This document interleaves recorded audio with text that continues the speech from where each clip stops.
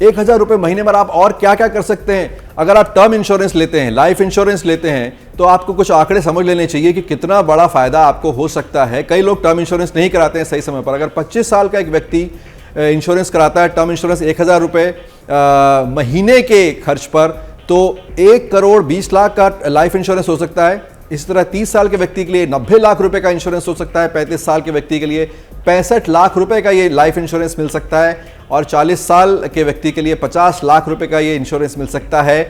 ये सारे आंकड़े आपको ये जो उसमें शर्त ये है कि धूम्रपान ना करने वाले, नॉन स्मोकिंग मेन, पुरुषों के लिए 60 साल की उम्र तक के लिए ये इंश्योरेंस। तो ये हमने आपको आंकड़े बताए कि कैसे लाइफ इंश्योरेंस कितना जरूरी है और कितना सस्ता मिल सकता है। धीरे जी हाँ, मुझे लगता है कि आप जो लाख रुपए की आप बात कर रहे हैं, लोगों को सोचना चाहिए कि आप क्या क्या फाउंडेशनल चीज़ कर सकते हैं। अगर आपके पास लाख रुपया है, अगर आपके पास 50,000 रुपये भी है, तब भी आप एक लाइफ इंश्योरेंस लीजिए, हेल्थ इंश्योरेंस लीजिए। और अगर आप एक इमरजेंसी फंड अपने पास 10-15 हज़ार 20,000 रुपये भी अगर आप रखते हैं, तो जितना आपको अश्योरेंस रहेगा, जितनी निश्चिंता से आप अपने समय बिता पाएंगे कि हर किसी छोटे चीज़ के लिए आपको उधार नहीं लेना पड़ेगा। जी। और अगर उस सिक्योरिटी के लिए, उस मेंटल पीस के लिए अगर आपको एक कंजम्पशन से को कॉम्प्रोमाइज़ करना पड़े तो ज़रूर करना चाहिए।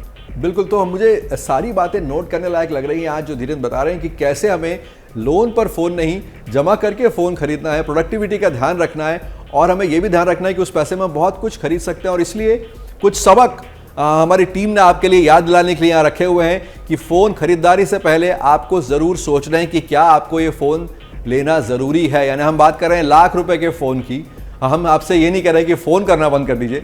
और दूसरा ये कि क्या वाकई नए फ़ोन की आपको ज़रूरत है, क्या पुराना फ़ोन बेकार हो गया है, क्या इससे बेहतर विकल्प मौजूद है और क्या किसी और मॉडल पर पैसा आप बचा सकते हैं, ये भी आपको इवैल्यूएट करना चाहिए। सिर्फ क्रेज़ में आप ना खरीदें क्योंकि ये किसी की मार्केटिंग टेक्निक हो सकती है। और अगला मॉडल कब रिलीज़ होने वाला है ये भी पता कर लें, क्या शायद सस्ता मॉडल आने वाला हो और क्या आप ऑफर का फ़ायदा भी ले रहे हैं। तो धीरे ये बातें हुई खरीदारी की, और क्या ये बातें बाकी चीज़ों पर भी लागू होती हैं। फेस्टिव सीजन आ रहा है, आप क्या कहना चाहेंगे निवेशकों के लिए और आम आदमी के लिए? जी हाँ, ये एक फेस्टिव सीज़न आ रहा है और लोगों के लिए, हर एक मार्केटियर का ये अप्रोच होता है कि किस तरह से लोगों को अट्रैक्ट किया जाए अपने सामान को।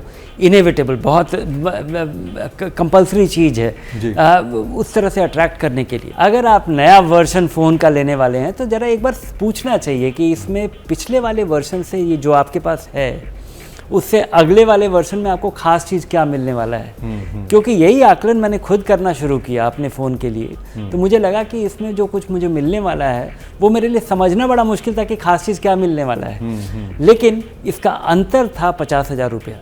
तो सवाल पूछिए, जैसा मैं कहता हूँ कि हमेशा सवाल पूछिए और सवाल का जवाब अगर आपको लगे, और जो वो सवाल का जवाब जो आप खुद देंगे, निवेश के बारे में भी आपको सवाल पूछना चाहिए।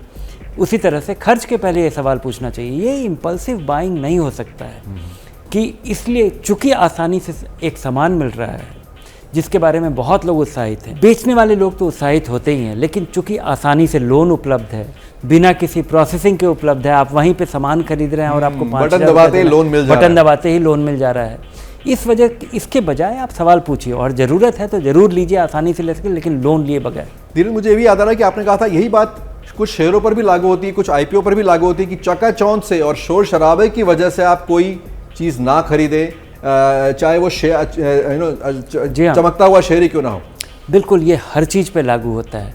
ये आपका पैसा है, मेहनत से कमाया हुआ पैसा है, और वो देखिए कि किसी और के कहे के हिसाब से या किसी और के कहने के हिसाब से, या इस वजह से कि लोग हर तरफ लोग उसके बारे में उत्साहित है। हमने देखा है, पिछले सप्ताह ही हम लोग बात कर रहे थे कि उन आईपीओज़ में लोगों ने पैसा लगाया जिसमें कि सब लोग आंख बंद करके पैसा लगा रहे थे, और उन सब में लोगों का 1/3 से 2/3 पैसा डूब चुका है जी। और भविष्य में कभी 2-4-5 साल में हो सकता है वो ना डूबे, कभी रिकवर कर ले, लेकिन अभी उसकी उम्मीद नहीं लग रही है।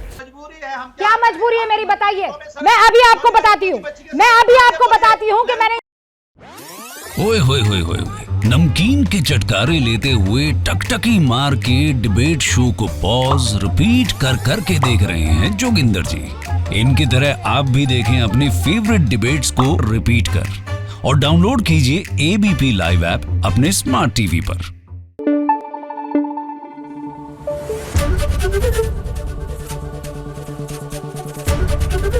एबीपी न्यूज आपको रखे आगे।